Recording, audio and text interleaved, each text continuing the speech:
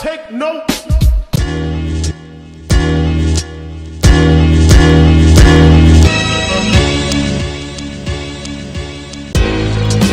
Big Beach! We're here. My man, Alan Houston. It's different this time, but it sounds like you're rich. She didn't tell him. Hey guys, Terry and Trey here. Just finished watching Game 15 of the New York Knicks against OKC. Another blowout game. And what do you have to say about our Knicks tonight? Well, like you said, it's that 15-game point which Fizdale earmarked as his kind of, evaluation period. Reevaluation period. We're going to talk more about that a little bit later, but about tonight, a couple things I want to bring up. Saw the new lineup. Moutier and Knox are in. Supposed to kind of help the offense move a little freer. But for anything it gave the offense, it hurt the defense twice. Hurt the defense way too bad. Again, I got to bring up Frank, because when Frank is on the floor, when he starts, he sets the tone for the defense. Yep. And it seemed tonight like there was no defense whatsoever. Yeah. Guys, yeah, even Frank had some mishaps, I thought, in the second half, though he picked it up as well, had a nice block. But there just wasn't there. Dotson and Frank give so much energy and effort to start games. And to stop the other team from scoring. Yeah, and today it felt like you said, it looked like a pickup game. Looked like we were playing a pickup game in Rucker Park. Yeah, that's you said that during the game, and I agreed. They were just kind of running up and down the court. Didn't feel like there was much direction. Didn't feel like anyone cared that much. They looked lost out there, and they were playing very lackadaisical. There was no energy. It was just like we're running up and down the court. Laissez-faire, just bad. OKC's been doing well. I think they won 8 out of 9 now, so let me not downplay how good our opponents are. But to go on the road, this is not a good start to like a little road trip. Not really what you want to see. This is going to be a tough road trip, though. It is. It is. I think this is a tough time of the season. I think, we started off with a lot of excitement, but now it's getting to a point of the season where the losses might start piling up. We got a pretty tough schedule coming up. And we're going to see a little bit of frustration out there. We saw Ennis a little bit frustrated tonight. Timmy looked a little frustrated. It's going to be interesting to see how Fizdale manages this, because we spoke about this before. Fizdale is a great motivator. Right? He can talk to the media. He can keep... But is Fizdale, and we don't know this yet, is he an X's and O's, put players in the right position guy, coach? Because I don't know. Because I see guys out there just kind of making it up. Right. Kind of felt like there was no set play, that there was no direction. Yeah. There was no okay, well, this is what you're gonna do. Did the board come out at any time tonight? Did the board come out when they actually showed what plays they were gonna do? And the thing is, I know this is developmental year for Fizz as well. He's gonna grow as a coach as time goes on, and I do trust him with this group. I think he's a great coach for a young group. He keeps them engaged. But the honeymoon period is for the New York media. You know how they are. The honeymoon period is gonna be ending pretty soon, and they're gonna start getting really into Fizdale about some of these rotations, lineups, some of his offensive decisions that he's making in terms of what he wants to see. So talking about lineups, so what do you think? Because I think now is the time he's going to have to make a decision as to what is the starting lineup actually going to be. Well, I think he's gonna. So he gave Burke 5 games. I think he gave the Frank group 9. Burke didn't play it all tonight. By the way. Burke again. So we're gonna talk about that too. Real quick, that Frank group that played the last 9 games, even though it kind of ended badly, they still had a plus 8.1 net rating, which means when they're on the floor, they're outscoring their opponents by 8 points. That's positive. You saw tonight, even if the offense was moving a bit smoother with Moutier, and Moutier is not playing bad. That's the weird thing. Moutier is not playing badly. He might still have his turnovers and his Moody moments, as you called. You got to hashtag that. But it's just something missing in terms of that intensity that we saw earlier in the season. And the weird thing with Frank, and we spoke about this, is that Frank and Moutier are like 2 halves of one potential whole. They could be one person. Right. They could be one person. So we have the defense, we have the offense. Also, Moutier doesn't seem to have not that Frank has a confidence problem, but Moutier seems to be really confident when shooting. The thing is with Moutier as well is that I just think he's more of a natural. We're going to try to see maybe Frank grow into that. But with the lineup today, like I said, the defense was pretty bad all around. Tim Hardaway's effort was bad today. I think after he got banged up early in the game, that he got hit. And I think after that, he kind of went back. He reverted to the old Timmy. He slithered back into old Timmy hole. Yeah. Yeah, the defense just was not clicking today, and they just got blown out. It never felt like they were in the game at all. It started off with that. This bad effort tonight. Fizdale's probably going to be pretty heated in his press conference. But this is reality. This is what it is like to lose in New York. Right. We're very used to that. And so what I want to see is how is Fizz going to motivate these guys, as you just said. Yep. With all of these losses, because it's easy to motivate you, and I don't even want to just say losses, because these are big losses now. They lost against Golden State, but they had a good game as far as I was concerned. Yep. They lost against Toronto, but they did hold their own for the first 3 quarters.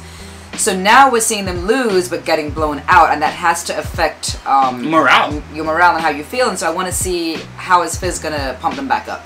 Right, and the good thing is these are young guys, so you know the energy should be there. But then when you don't see it tonight, it's a little bit worrying. Let's talk about Kevin Knox. Struggled a bit tonight. 15 points though. I think 15 points, but he took a lot of shots to get there. And his game going to the rim needs a lot of work. His footwork is atrocious. Fizdale mentioned this earlier. He jumps too early. He jumps from the wrong angle. It's one of the criticisms coming out of college was his play at the rim. For someone that tall at his height, he should be able to finish at the rim a lot easier. And Knox plays sometimes at the rim like he's 4 inches shorter. And his footwork, his knees, he look kind of weak. His legs look very shaky. Yeah. But I will give him an A for effort because he was one of the few players on the floor tonight that to me, you know, even though he wasn't making every basket, he put a lot of effort in, he was getting fouled, and he made 15 points. So I'm not mad at that. Yeah, he kept going to the rim, which you like to see, but it's going to be a lot of work for him to get better there. He needs a nice little Euro step to get in position, kind of watch his footwork. You are Trier, excellent footwork. Every time Trier goes to the rim, he knows exactly which route to take, when to cut. He's like solid and strong with his like ducking and dipping and ducking. I like it, dipping and ducking Trier. So Kevin Knox is gonna take some work. People forget he was a project too. Summer League kind of got people a little more excited than they should have been. A little too hype. Yeah, a lot of hype. Got the jersey. I want to talk quickly about the 15 game mark where we're at right now. These are kind of themes that kind of run through what the Knicks have been so far this season. First off is there is no offensive game plan. there is no game plan. It's like, oh, let's just figure it out.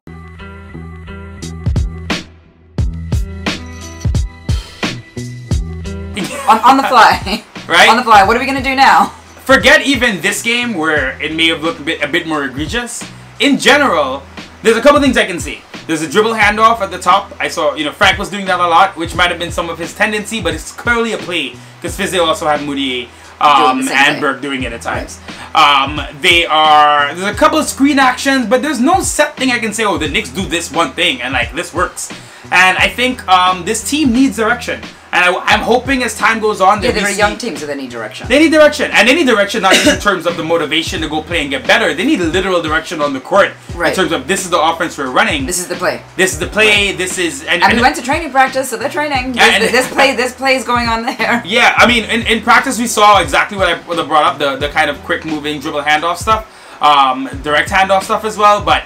there's something missing in terms of a real offensive game plan. Now, Fizdale did say for the season as well. Young team, this is evaluation year. We're hoping that he develops his game plan over the year. But the team, we're still 20th in pace. We're 30th in assists and assist percentage. So the ball's moving, but it's not moving. It's not moving with purpose. Right. We're not getting points off some of these passes, even if we're passing the ball. So there's just a lot of kind of like disorganization there, and I think we're losing some of these games because of that as well. Okay. Secondly, Fizdale needs to settle on a rotation.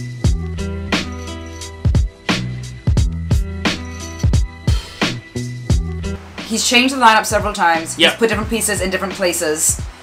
So sometimes even the same lineup, but you're playing in a different position. Right. And I think he's trying to figure out which lineup and which position lineup. I don't know what I'm trying to actually say, but you understand what I mean. He's basically trying to see which one of those combinations. Right. I'm trying to say. Which one of those combinations actually works for us as a team. He wants to see how what works where, and like evaluation season, like we said, because we're gonna see who comes with us next year, which is when things really are gonna start. So, like I said, I want to give Fizdale the benefit of the doubt. It's still early. OKC's a good team. This is a road game. But overall, so far this season, I have to say, with his rotations, there have been some question marks at times. I like some of his bold choices. I like him putting Mitchell in the starting lineup. Yeah. I like him rewarding Vonleh for playing well. But he needs to kind of, at some point, kind of really settle in on something. And have like a structure. You feel like there's no structure. Exactly. Because the players are going to, especially a young team, they're going to play better. Any team, really. You play better when you know what you're required to do every game, not when it's switching from one game to the next. I think especially as a young team, actually. Because as a young team, you are looking for that direction. You are looking for that. Yep, exactly. So also, the front office is going to have to decide what exactly they want to do.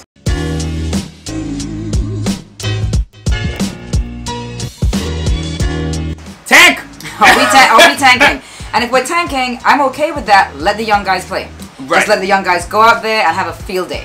And then I don't care, because at least they're getting the experience, they're getting the exposure to play on this level, to play on this stage, in these different arenas that they're going to be playing at, and get ready for what's going to happen next year. That's how I feel. I've spoken to you about this before, is that you can't really tank with a young team. Tanking is more taking the veterans and putting them on the bench. With a young team they're playing, and Fizdale is playing these guys, I do think there's a couple changes he can make to get some of these guys more minutes. But I think for Perry and Mills as a whole, they're going to have to make hard decisions at some point. Enes Kanter, should he even finish the year with us? I'm editing right now, and I want to point out something about Enes. Steven Adams today, his boy Steven Adams, he was posing for pictures with after the game, literally told Fizdale during the game, don't play Enes, we will pick and roll him to death and we will keep scoring. Steven Adams said put Enes Kanter in pick and roll, and that's what we did, you know. I was just aggressive, and Steven Adams did a hell of a job, you know, rolling, and that was a big advantage. What happened during the game kept happening. Enes Kanter's defense, I'm really sick of it. And that's why I'm not his biggest fan, even though I think he's a good guy and he plays hard. He just gives up too much on that defensive end. And this is no indictment on Kanter, but at this point, with his cap hold at $27 million, is a very likely he may not be coming back next year if we really have these free agent aspirations. Right. You gotta, like, do you just commit to giving Mitch and Vonleh all these minutes? I think it's called strategically tanking. There you go. Yes. That's what we're going to try to do. So I think at some point, I look at Trey Burke. Trey Burke's not playing now. How long is Trey Burke going to be happy not playing? He's not happy. I could see it on his face. He's not happy. So there's gonna the front office. If this continues, right? If you go another month, 2 months of this, and this schedule is rough, there's a good chance that's gonna happen. The front office is gonna have to kind of make a decision, because you don't want disgruntled vets on a team. On a losing season, they're gonna kind of make it a little bit harder for these guys. I kind of just want Frank playing 35 minutes no matter what happens and not caring. So we're gonna have to see. I want to bring up one more point. Yep. So if we are gonna strategically tank, KP seems to be, I don't know if you guys have read his comments recently, but he's definitely talking about coming back, and he seems very anxious, and he's like, as soon as he gets the go-ahead, he's there. So, if we're talking about tanking, when does he come back? Does it make sense for him to come back? Well, here's how I feel. KP is, he is going to take a while, no matter what, when he comes back. He's not going to be playing back-to-backs. He's going to miss some, I can see him missing some road trips, maybe. They're going to take it really slowly. So even if KP came back, it's going to take a while before he's winning us games. He'll help. But I think, like you brought this up too, we want to see him for like 10, 15 games at least. Yeah, I think he needs to play. He needs to play. Because if he doesn't, then he's missed an entire year. Yeah. And we don't want that. I think he needs to at least get his feet wet a little bit, and the other players need to have him on the court to see what it's like to actually play with him. Exactly. Mitchell hasn't played with him yet. And hasn't played with him yet for the season. Trey hasn't played with him. So it's like these guys need to sort of gel and bond with him. That's one of the things I always say about the Knicks as well, is that each year we keep changing stuff up so much that it's like a brand new team every year. And I don't want that to happen this year. No continuity, right? So I think even if KP comes back, to answer your question, he's not going to be super effective. He might only be playing 20 minutes a game to start. But let's just say I would rather him back later than sooner. It sounds kind of messed up to say, but have you seen Zion Williamson?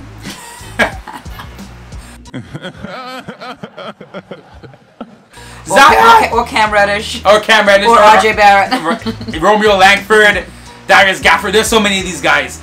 Remember that development means this.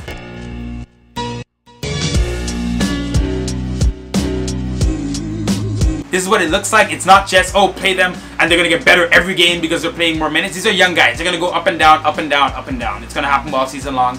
And this is what this season was always about. I just want to see a bit more structure, where I feel like, okay, even if they're losing, they're executing this one thing and executing this thing that we're going to see in the future. This should be the building blocks for what we are. They should be learning different plays. They should be like learning that play, and then getting really good at it. Exactly. And you want to see that. That's the kind of development that's what I want to see. I want to see that. I know if KP comes back, I want to see them running a play that they're gonna run for the next 5 years. And like this is the thing the Knicks do, man. Every time they do this, they get a mismatch. KP, whatever it is, able to score. So that's something we really want to see. Tough loss tonight. A lot of tough losses coming. But we love the New York Knicks and we'll keep loving them regardless. Because we've been through this a lot. Over the years, yes we have. Alright guys, peace out. Thanks for watching. And we'll see you guys soon.